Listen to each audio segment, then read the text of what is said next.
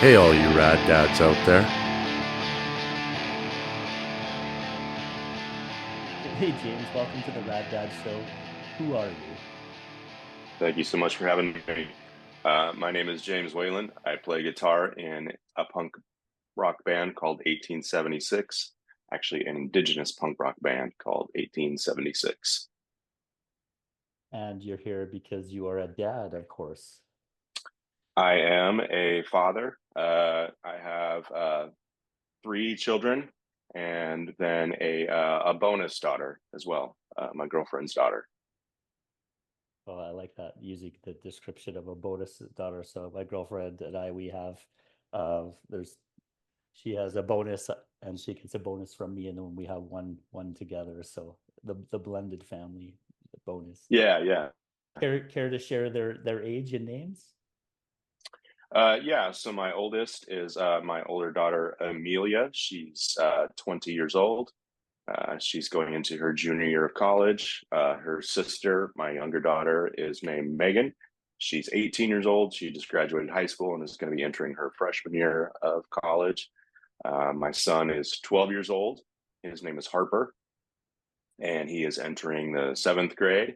And then my bonus daughter is named Dottie, and she is 7 years old, and she's entering the second grade. Oh, so you got the whole gamut. My son, my oldest son is 12 years old, so I relate. Yeah, I turned it on 13, and our son, but my between my girlfriend and I is just about turning 2, and then we have a 16 Oh year old gosh. in the family, three boys, so they are very busy.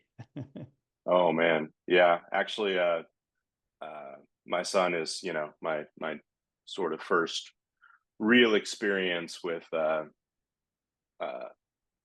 boys entering puberty, other than myself, from what I remember, and it's all new territory. Yeah, yeah, you're holding up okay with that? We're doing all right so far. Yeah, yeah. We're just getting started though. There we go. James, do you consider yourself a rat dad? Most of the time, yeah, yeah. Um, when I was thinking about that question, and I was actually kind of made me remember my Father's Day card from my daughter Megan this past Father's Day. She wrote, she didn't write "Rad Dad," but she wrote, "Thank you for being a cool dad and not a golf dad." And I was like, well, there are plenty of dads who play golf who are actually cool and rad as well, but I get what she was meaning, in that I might have a little bit of that Peter Pan syndrome. Pretty typical of Portland, Oregon. We just never want to grow up, and I've never been able to put away my punk rock side and my my need to play music for people. So maybe a little bit more of an unconventional dad, but I feel that that's a good way to be rad, is to be exactly who I am and allow my kids to be exactly who they want to be. Nice. So that's kind of what we try to promote with the whole thing that we do with the Rad Dads kind of group, if you will, is to kind of encourage dads to kind of be themselves, but then also to incorporate your kids in your life in that kind of realm. So you said like you're not an unconventional dad. What would you mean by that? How would you define that? Um, just like my day job is in the alcoholic beverage industry, and I've been in that industry for 25 years. Um, that's I never really went into the corporate world. I started to right out of college. I actually majored in journalism and went into the TV news business right out of college, and realized I couldn't do it. I couldn't put on the business attire and you know cut my hair. I mean, part of that is cold. Most of that is cultural reasons. Um, but yeah, just like I just couldn't. I wasn't able to differentiate like being a work person and then being a dad, and then just having that be my whole identity, and that just being kind of it, and just putting everything that I did growing up aside. Mostly, playing music, and some might consider that to be unconventional for parents and maybe irresponsible for parents. And I've definitely come across that in my time with my kids. Actually, even more recently with 1876 is just like, you know, weighing what I want to do with the band, traveling and following these dreams versus the reality of like, you know, I have to be responsible for these other human beings, you know, who I love very much and I want to be there for. So, you know, those sorts of things I think are, that's kind of what I mean by unconventional. Um, Does that influence your parenting style, do you think? yeah, definitely. Just because, you know, like I just said earlier that, you know, I want the freedom to be who the kind of person I am, as so long as it's not hurting anybody else. And I give that same respect to my kids. So, you know, it's funny how it works out sometimes. Sometimes kids are so influenced by both of their parents, one of their parents, and they, you know, tend to gravitate toward the things that their parents are into. Um, and that's not always been the case with me, you know. None of my kids currently right now are musicians or really all that musically inclined so far. Not to say that it wouldn't happen, um, but you know, that was different than how I was when I was a kid. I started playing guitar when I was 5 years old. Wow. Wrote my first song when I was 10 and formed my first band and started playing shows when I was 13. Like it's always been a part of my life. And my kids have always known that. They've always grown up around it, with, you know, guitars in the house, me always playing and going out on a Friday night to go play a show in downtown or whatever. Um, you know, it's always kind of been around them, but, you know, for whatever reason, none of them have particularly gravitated toward it just based off of the fact that I did it. And that's great. That's fine. I want them to feel free to do whatever they want. Right. That's interesting. Yeah, like being around it so much, and then not having one maybe take the torch, so to speak, right? Yeah, and we'll see with my son. He's been pretty integrated with this band, specifically 1876. Some of that was for practical reasons, like you know, it's my weekend with him, but we have this show. It's an all ages show, so he can go. So like he's traveled with us to shows, and he's also sat in on band practice. Actually, sat at the powwow drum, and some of that's, you know, cultural stuff as well. As like we were going to drumming groups at our at a community, a Native American community center called NAA, Native American Youth and Family Association. So there were cultural tie-ins there as well for him to sit in on the powwow drum at practice. But also, it's like, yeah, you're coming with me, bud. We're going to practice. Like, want you to sit in on the powwow drum with Joe. Like, there's a stick, you know what to do. Um, so he's been a little bit more hands-on involved than, you know, my daughters were when they were his age. When I was in different bands, it was a little bit more separate with them. I didn't make them go to my band practices when they were his age. There you go.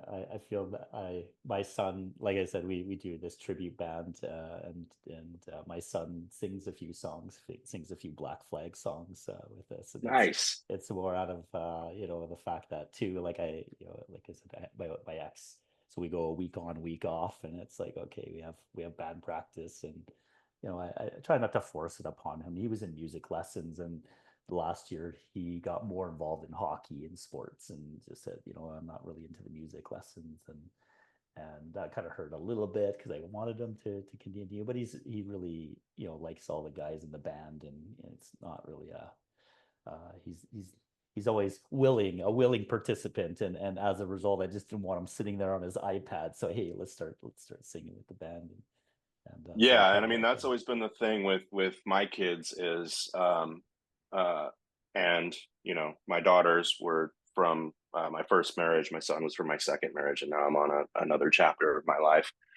But in any of those co-parenting situations, we always agreed that our kids should be doing something, and we're not going to dictate exactly what that is. If it's sports, if it's music, if it's drama, if it's student government, if it's debate, or you know, art or whatever, whatever they might be interested in, you have to do something. Has always been kind of the rule with all of my kids. Just because, you know, looking back on, you know, our childhoods, it seems like stagnation is usually leads to not only potentially trouble situations, bad situations, but also um, just lack of engagement. And it's just such a cool part of life to when your mind is open to all these different things and you can try them and you're more apt to learn. Um, so I'm in the same boat as you were just expressing your son, maybe gearing a little bit more towards sports. My son is currently really into playing football at the moment.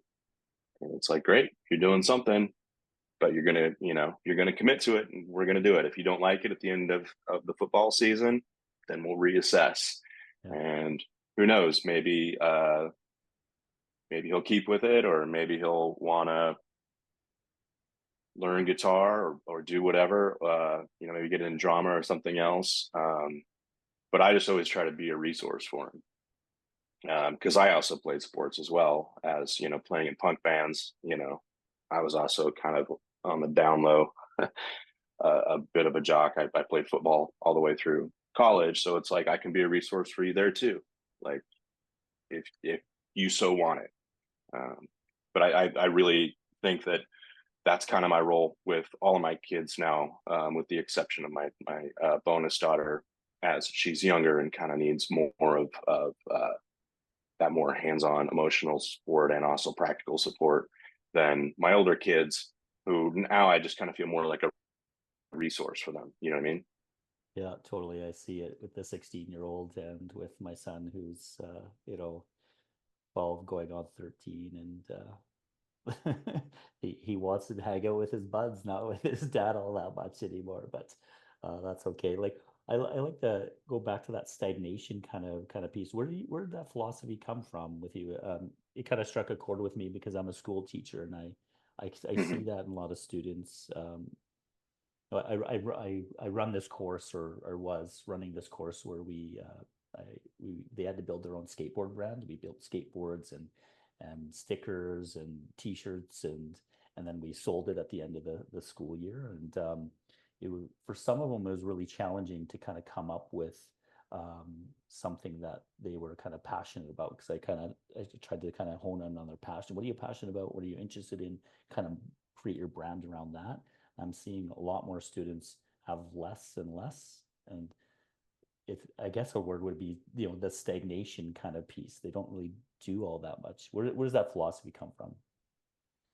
I think for me, it was growing up in a more rural community in my early childhood. Um, I spent a lot of my childhood on a farm in southeast Nebraska, specifically a town of 100, or not even a town, actually, technically a village, 167 people. Um, you know, but then throughout my life, I moved away from there and eventually moved here to Portland, Oregon, right before high school started. And then kind of my teenage years took off from there in a city. And it was interesting just to see like the mindset of how engaged I was in a place like Portland, where I felt like I had more access to things that interested me versus when I was in Fairmont, Nebraska. You know what I mean? Like I was really into punk rock and music and all this stuff. And in Portland, I could go to all these cool record stores. In Fairmont, like, you know, back in the 1980s, you know, there was no internet, so there was nothing, you know, there were no record stores in that community or anything really to do. So if you weren't interested in what was available with school activities like sports or drama or whatever the school has available to you, and you didn't really want to take over, the farm, then or join 4-H. That was another thing that was pretty popular with some of the other kids. You could get really stagnant and sort of, bored. And for some people, that led to not great things. And when I would go back to Nebraska, I'd hear about these people who I remembered from my childhood who, never left that place and never really found their thing, and you know maybe had a little more of a difficult time in life versus, in my case, I was able to leave the rural community and go to a city where I had more access to all kinds of stuff, museums, record stores, and different types of thoughts and philosophies and stuff. Because I really do think that, it is such a cool part of life when your brain is so spongy like that, and you can, learn all these different things. If they don't work, you can move on to the next thing versus, when you get much older and you get kind of set in your ways, it's like, oh, I never really learned how to do that. I would have loved to had, to pick up the guitar when I was a kid. I hear that a lot. And it's like, yeah, I get it. I know it's got to be really hard to do as an adult. It was much easier when I was a kid, and making a mistake wasn't, didn't frustrate me. It only made me want to try harder. And also just having the time, right? You have less responsibilities when you're younger. Oh yeah. I found that when I tried to take guitar lessons and learn, and I was just terrible at practicing, and I just realized, it's just practice. And that's why I'm the singer of the band, because I don't have to worry about learning the instrument. Oh yeah, yeah, definitely. Yeah, I get that for sure. And it's so interesting too to me is the fact that we have the internet, and then a lot of, the kids have just access to so much information and so many different things, and still we see some of them, at least some of the ones that I deal with, just be I like that word, stagnant, and kind of not really engaged in all that much, and it's just an interesting thing. What I think it's probably like overstimulation. It's like it's too much, and you don't know like what's good information, what's bad information. It's like it's too much versus too little. And there's nothing really, like I've noticed with my kids, there's nothing that they have to really seek out. Like it's there, and they can learn everything that they potentially could be interested in it in an instant. You know, like I might want, like my son might want to learn how to play a certain video game, and he might be curious about it. All he has to do is go on YouTube and click through a few videos, and he can decide, well, I'm not really interested in even trying that. You know what I mean? Totally. I think we've kind of gone through, an an extreme, but we still arrive in the same place. Is that, um, we need to find stuff to inspire and stimulate our kids. I agree. And that's why I kind of, I try to introduce my kids to lots of different things. And again, just kind of not trying to force them to do anything, but I just want you to be interested in something. And I feel it's like my job to kind of open those doors, and it's your job to walk through if you want to, I guess. Yeah, absolutely. What makes a dad a rad dad? What are some traits of a rad dad? You kind of talked about a few. Is there anything else that kind of comes to mind? Um, I've definitely learned to try to be the best listener that I possibly can with my kids. And I've noticed that, like, for whatever reason, it hasn't always been as natural for me uh, in my relationship with my children that it is for me, like, say with my partner, or say with, like at work with my employees. All the stuff that we learn in these relationships, that we need to foster open communication, and the first thing to do is to listen. for whatever reason, it wasn't a natural thing for me, to just listen to my kids. And I think that definitely makes you a rad dad, rad parent, to just make sure you're listening, like the same way that you would listen to a life partner or a coworker or a friend, or pay them that same respect, to listen to them as people. And is it because of the age? Like, was there an ageist kind of thing, or you just like why was that different? Maybe why would you listen to your coworkers? I've never thought about this um before. I wonder if I do this. I think it's probably, for me, it showed up very apparently, when my daughters hit, those teenage years, especially like right around 15, 16. Um, and they still needed me to be an emotionally available parent, but they also needed me to be, um, an emotionally available person, to listen to them and not try to fix the situation or do things that I, you know, know not to do with my partner. But I'm not going to obviously treat my daughters the same way that I treat my partner. It's a different sort of relationship, but there are some things that still apply when it comes to hearing what they have to say and making sure that you consider it and absorb it. Um,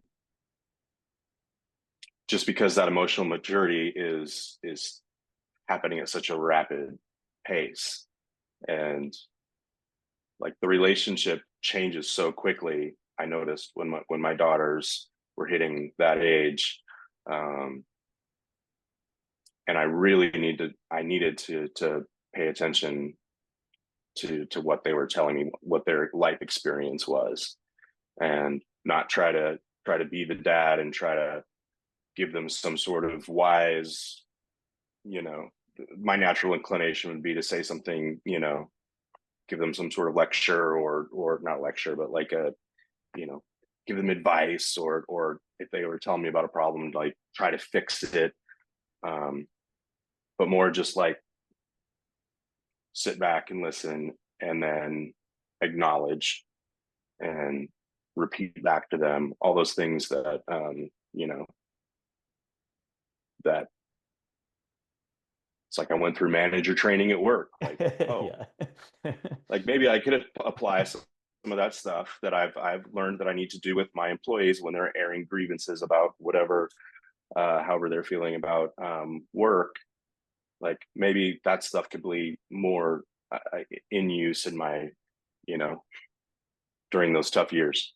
No, I get it. That's we had up here in Canada, when you go through a separation, and you have to do a communication course as part of that, and those are some of the things that have kind of been mentioned. That's interesting for sure. In what Yeah, ways we oh, sorry, I was gonna go ahead. say, we do, because I've gone through it twice now. Um, we do parenting classes, is what they call them. And actually, having just gone through my second set of parenting classes a couple years ago, um, it did strike me as kind of funny that they're calling them parenting classes, especially the second go around, because basically, I feel like that it should be more, labeled as like learn to co-parent type things. You know what I mean? Like they weren't really giving us advice on like how to navigate, treacherous waters when you're going through divorce and you're talking about, a major life change like that for a child.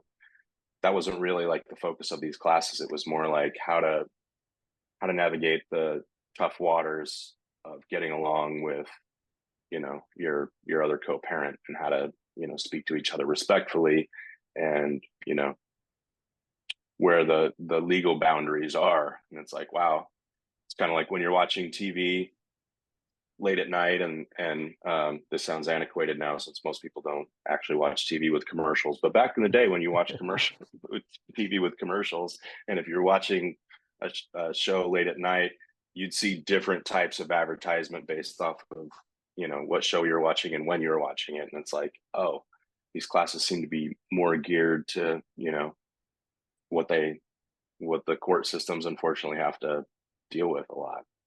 Um, but yeah, I don't know how things are in Canada, but there isn't you know, in the States, there aren't a lot of parenting classes or you know, there's family therapists who can kind of help you out, but that's more something that people would seek out. And there are barriers of entry with that, you know, because a lot of health insurance around down here in the States don't cover things like that. So that'd be an out of pocket thing that you would pay a family therapist for. I think about that kind of stuff all the time. Yeah, you know, I'm fortunate. You know, obviously our system is healthcare system's a lot different, and anytime I've needed support in therapy in that sense, you know, I have a really good plan through work, and it's never been an issue. But you're right in the fact that um, those supports really are only there if you seek them out, and really hard to find. And so I started this whole Rad Dads thing 7 years ago, and you know, it's kind of morphed into this weird thing, and the amount of people emails that I get um, from parents um, over the 7 years is crazy. It is like floors me, and there's days where it's hurtful. They're just looking for support, and you know, dads and fathers are looking for like a support network, and we're not really a support network in that sense. We're not government funded. We don't have classes per se, but there's just that need. There's such a need, and it's disheartening at times when with the emails that I get, and just Oh yeah. yeah, it's but you know, and same thing too. You know, one of our initiatives over this past month was to kind of update our resource site, our resource section on our website, and there really isn't even anything out there that is government funded or people to access. You know, I've made relationships with various organizations in and around Edmonton, and even they say, well, we're not funded or we don't have this, and it's just wild to me. Yeah. Yeah. In what ways has fatherhood changed you? Oh my gosh. In every way, you know. um it gave me a true understanding of what love is, um and the impact and the permanence of love. It gave me a definite definitely a different view on time and stages of life. Having, you know, gone through, you know, basically, I mean, technically my daughters are adults legally. I don't mean to belittle that, but I'm not saying that they're childish or anything, but you know, it's like, I do find it funny that calling an 18 and 20-year-old person an adult when they're still developing so much mentally and still, you know, so much going on is kind of strange that we do that. Um, but it's given me just a different view of time and the different phases that we go through in our life, you know. I get the 18, like again, I'm a high school teacher, and so I see that 17, 18 year olds for, you know, I've been a school teacher 23 years, and and yeah, many of them are far from being adults. Yeah, And yeah. it's And just do you like ever get students coming back and like as adults and coming to visit you? so, yeah, a few, but you know, I think a A lot of few. times people are just they just want to be done with high school. I run into a few of them right now. I'm actually at the university. I'm on kind of on a leave working at the university, so I've seen some of my students that I taught, and they're like, "Whoa, this is nothing like high school." It's like that big shift. It's almost kind of like, okay, high school's done, you've graduated, and now go be an adult. And that, like, there's really no transition. You know, obviously you have support with your family, but if you don't have that, it's yeah, it's just a weird time, weird transition. You've gone from something where you were told where to be at what time, what class to switch to, when to do your homework, all of these things. And then if post-secondary, for example, it's not really like that. You have a lot more freedom. It's hard to, it's just interesting to me, that is, to Yeah.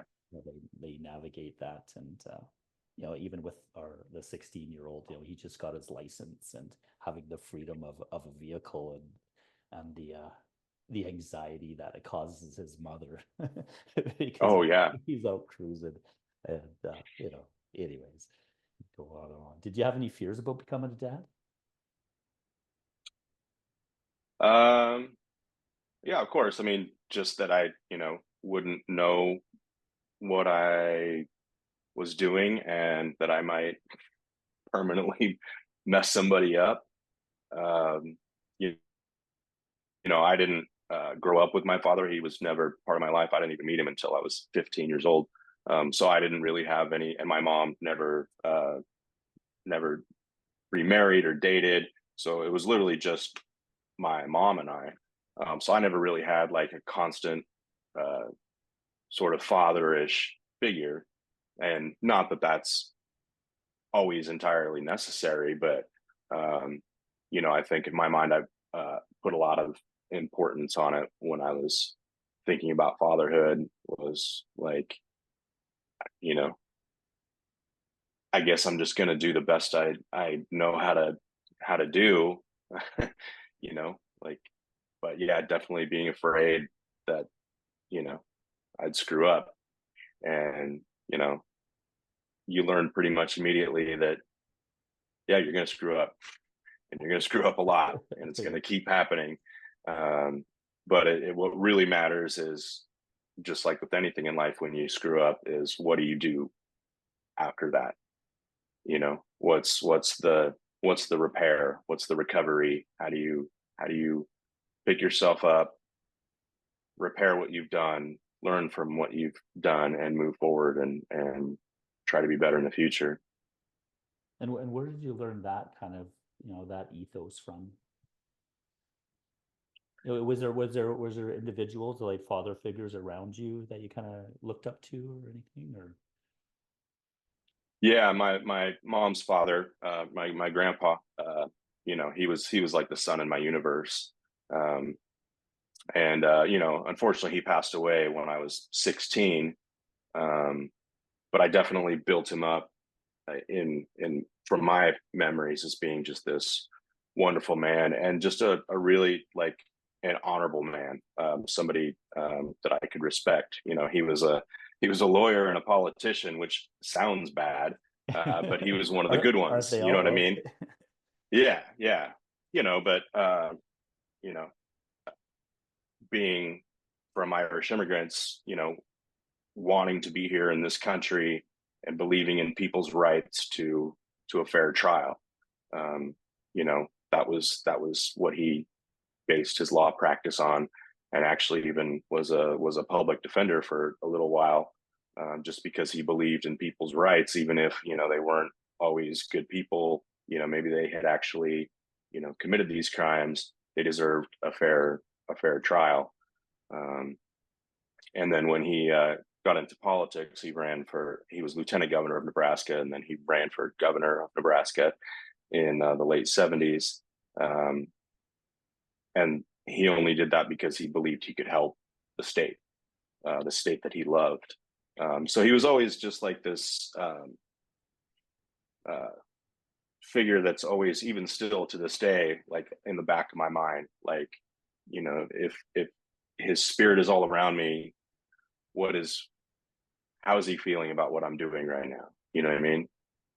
Am I being a good person? Am I being a good parent? Am I being a good, you know, manager at work? Am I being a good bandmate? Am I doing what I know to the best of my abilities is a good thing. That's rad. I was really close with I'm Ukrainian, and so we call Guido, my grandpa, my Guido, and same sort of thing. My dad was kind of in and out of my life. My parents separated when I was about 10 and wasn't really around. Came back in my life when I was in university, and then he actually committed suicide about 22 years ago. And so he's, um, so I think I've always kind of deep down, subconsciously, probably why I started the whole Rad Dads thing, and and it's also kind of what kind of gravitates, why punk rock to me is so important, because I've looked up to people like Greg Graffin from Bad Religion. Here's someone who's has a PhD, and that's so, education is really important to me, and it's really admirable. And he's singing about these things, and like things that your band kind of brings forth. Is that like a subconscious thing, or is it a conscious thing that, what you're singing about? So maybe we could kind of transition into 1876 here, and maybe give the Yeah. listeners a little bit of a history, maybe start with what the name means, and kind of go from there, maybe. So 1876 specifically references the year 1876, specifically June 25th, 1876, which was the Battle of Little Bighorn, Battle of the Greasy Grass, in which the Lakota, the Northern Cheyenne, the Arapaho, and a few other tribes that are escaping my memory right now, all kind of banded together at the Battle of Little Bighorn and defeated General Custer, who was a general and leader of the 7th Cavalry. And General Custer was a pretty notorious, quote unquote, Indian hater. And he basically said there would be nothing that could stop the 7th Cavalry. And all these different tribes from Northern Plains tribes got together and did, quote unquote, the impossible. They defeated the 7th Cavalry and they killed Custer. And so, the band is the entire thing is the brainchild of our front person, singer songwriter, guitar person, Gabe Koloff, who's Blackfeet and Northern Cheyenne. And then on powwow drum is his older brother Joe, who's also Blackfeet, Northern Cheyenne. I'm Oglala Lakota Sioux, and that kind of makes up the native population. Our bass player Jake and our drummer Mark are not native, but the idea is it's a coming together for native people from all different tribes to all unite toward a common goal.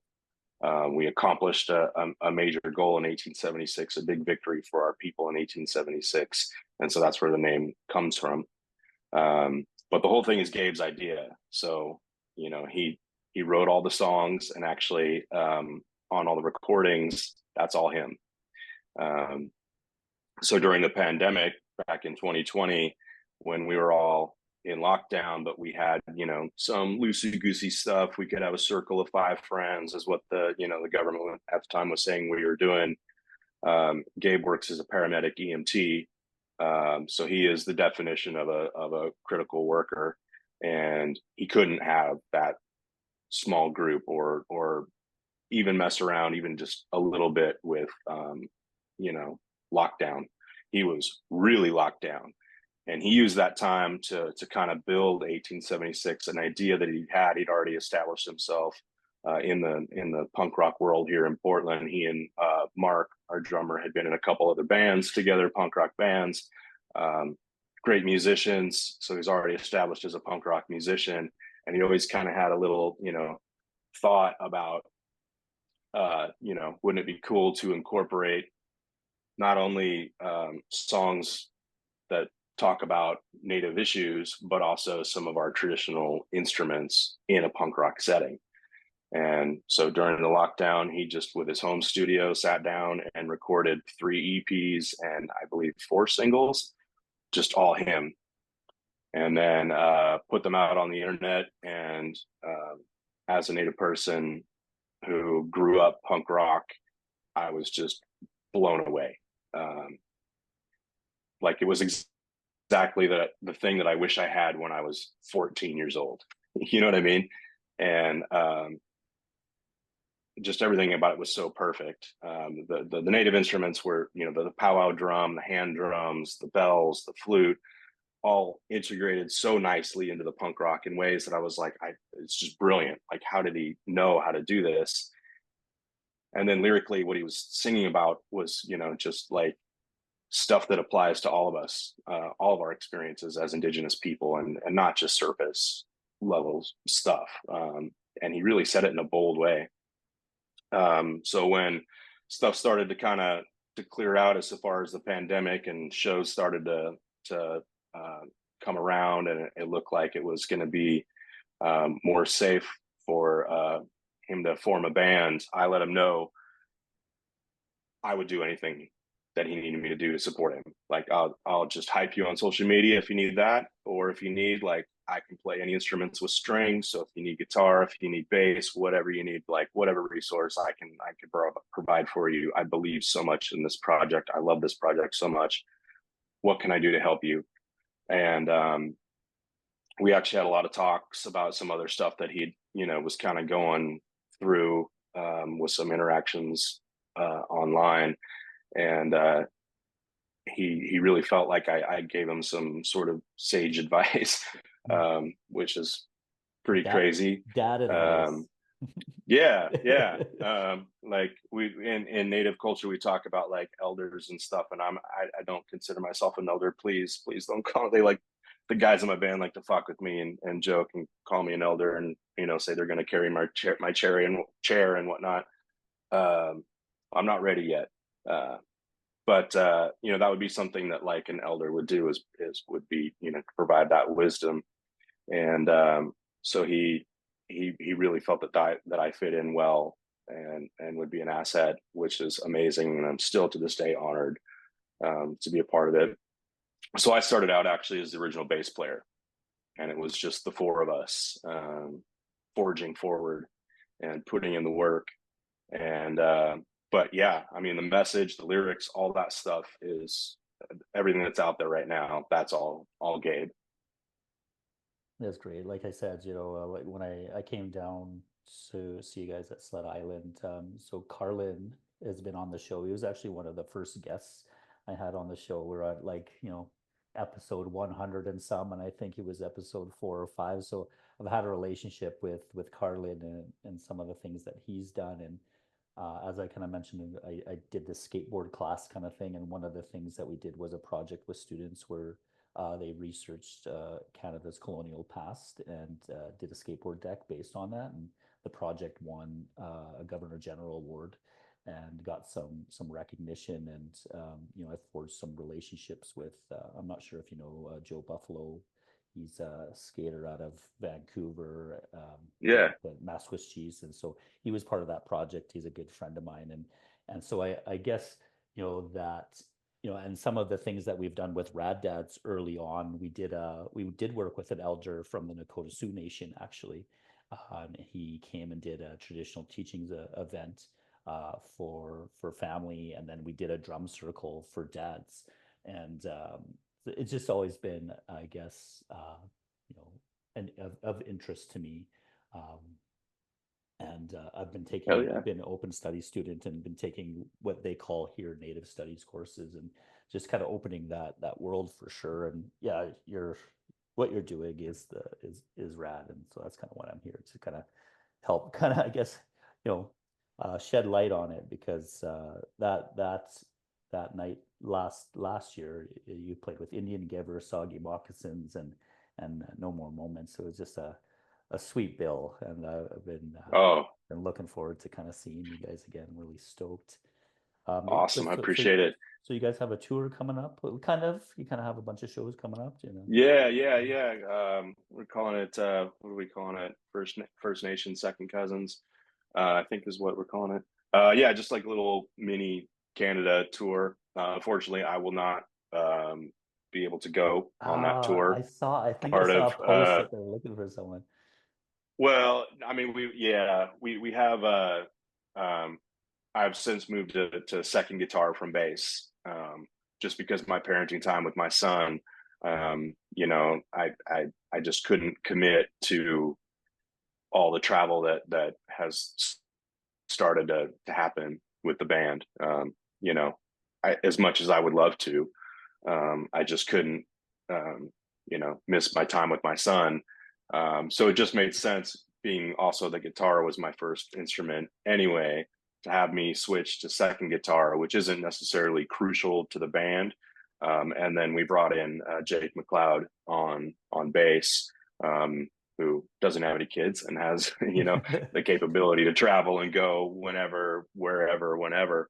And he's also an amazing bass player. So it's worked out from a practical standpoint. I do wish I could come up there, but I'm going to miss out on that tour. We had such a great time at Sled Island. That was one of my peak experience in however many 37 years I've been playing music, 35 years. Yeah, going up to Calgary and that whole experience was one of the best times. And it's crazy because that particular show, that showcase was, you know, curated especially on indigenous bands. And yeah, I remember Indian Giver played before us, and like I was so moved emotionally, and just like it was such an intense show that I just didn't even want to go on. I was like, how are we supposed to play after that? I have such mad respect for them. One of the best hardcore bands I've ever heard. And it's funny, actually, a couple months ago, my girlfriend and I went to an Americana music festival out here in Oregon, in Pendleton, Oregon, which is east of us from Portland. And it's called the Jackalope Jamboree. So of course it's got a country vibe. And yeah, there was an indigenous artist playing, and I was like, man, this guy's great. You know, Evan James Red Sky. I was like, yeah, man, he's really, really amazing. And came up to him and talked to him after the show a little bit. We started following each other on Instagram, and he was like, yeah, man, I met you when I played up in Calgary with my other band, Indian Giver. And I was like, oh shoot. I was like, wow. I didn't recognize you with the hockey mask on. You know, I kind of had to joke with him, but man, what an amazingly talented individual he is. And the two projects couldn't be any different. Yeah, that was just such an honor to play with Soggy Moccasins, and you know, I mean, it was such a great night. Yeah, it was such one of the most memorable shows I've seen in a while. You know, I go to quite a few shows, and I tend to see the same bands. And Punk and Drublick was here this past weekend, so you know how many as much as everyone kind of loves NoFX, you know how many times can you see them? Although this is their last time. That's what they say. So and it's funny when they were just in Portland. My bandmates, I was actually at that music festival, the Jackalope Jamboree, so I was away. I knew I had to be back because we were playing the after party on Sunday, the Drunken Public or Punk and Drublick after party. But they all went to the show, and group message, text message threads started blowing up, all these pictures of them on stage, and I was like, oh my god, because for a solid year we had done a cover of Kill All the White Man. Oh, okay. Because obviously. Yeah. And Gabe would always, you know, in the middle of the song, always tell people get out their phones, tag NoFX, take a video, tag, you know, 1876 band. We did that for a year. And yeah, they must have gotten around, because yeah, next thing I know, I'm looking at a picture and videos of my bandmates on stage with NoFX singing Kill All the White Man. It's like, oh man, you guys have arrived. There we go. That's sweet. That's right. Yeah, that Indian Giver, they just released a new album. I want to say a couple weeks ago. I've been listening to that too. They were good. Yeah, I was kind of blown away by them. You know, and Carlin's really great. You know what he's doing with Moments Fest and whatnot, and just super supportive. You know, I know a number of my friends' bands are going down this year to play there. Yeah, it's just cool. Nice. It's just rad. Let's rest. Like, do you guys have any plans other than that? Like, do you have any like record plans, or people are itching for vinyl, you know, all that. At least I am. all I can say right now is that it's in the works. Yeah. Yeah, it's going to be a very great fall. We're working toward getting some new material out there. Another single, another EP, potentially vinyl. Yeah, we're putting the work in for that. It's gonna be great. The new single, actually, we're learning how to play it right now, so I won't give too much information away about that one. But it's such a banger of a song. I mean, it's it's a little bit more fun than I'd say than us. Just it's not as serious as some of our other, like, lyrically. So it's just something to get elbows greased in the pit, as Gabe likes to say. Uh, yeah, it's fast and it's fun. Can't wait for everybody to hear it. Looking forward to that. Last question then, James. Any words of wisdom you'd like to leave for dads or future dads out there listening? I'm sorry, you froze for just a second. Any word for what? Any words of wisdom you'd like to share with any of the dads or future dads out there listening?